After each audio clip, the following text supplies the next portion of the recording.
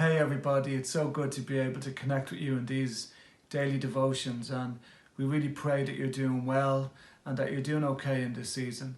And we're going to continue to pray and bless you, and you keep praying for us as well. We all need to be praying one for the other at this time.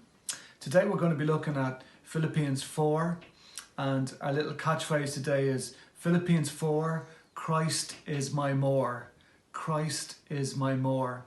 You know, when Paul writes this letter to the Christians in Philippi in Greece, he is in a place of confinement. He is under house arrest, or some scholars believe that he was actually in a prison having a dreadful experience at the time of the writing of this letter.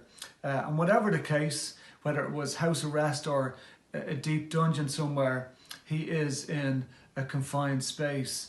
He's in a tight spot. He can't get out to do what he used to do. He can't meet his friends like he would have loved to. And he can't enjoy what were the simple things in life. Sound familiar? I believe a lot of it is what we're going through at the moment. This lack of being able to enjoy ourselves or get out or do the stuff that we have often done and just taken so for granted. But in this place, in this challenging season, in this confinement, Paul learns something. And you know what he learns? He learns contentment. He learns contentment. It's like, are you kidding me? In a place of restriction and a place of confinement, Paul learns from the Lord how to be content. Well, that's exactly because Philippians 4, Christ is my more. And so we read in Philippians 4 from verse 11, I'm not saying this because I am in need.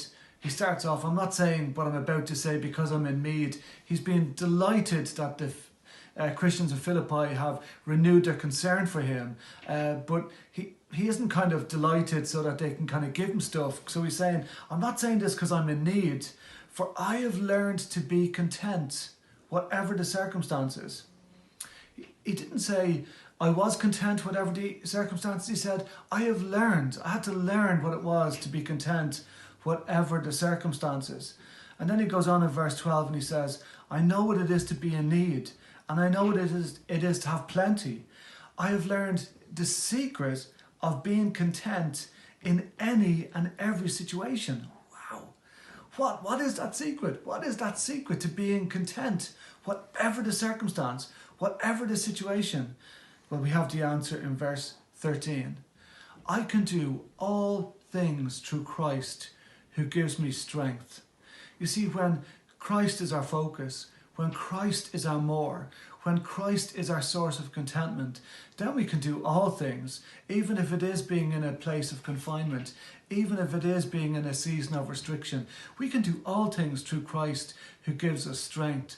But I just wonder if the Lord is even using this season, using this time to teach us how to find contentment in him and to be learning contentment in this season of restriction and confinement. I pray to God that we don't waste this season. I pray to God that we don't waste this time. If indeed the Lord is trying to teach us how to find contentment in him, I pray that we find that contentment in him and find it fast.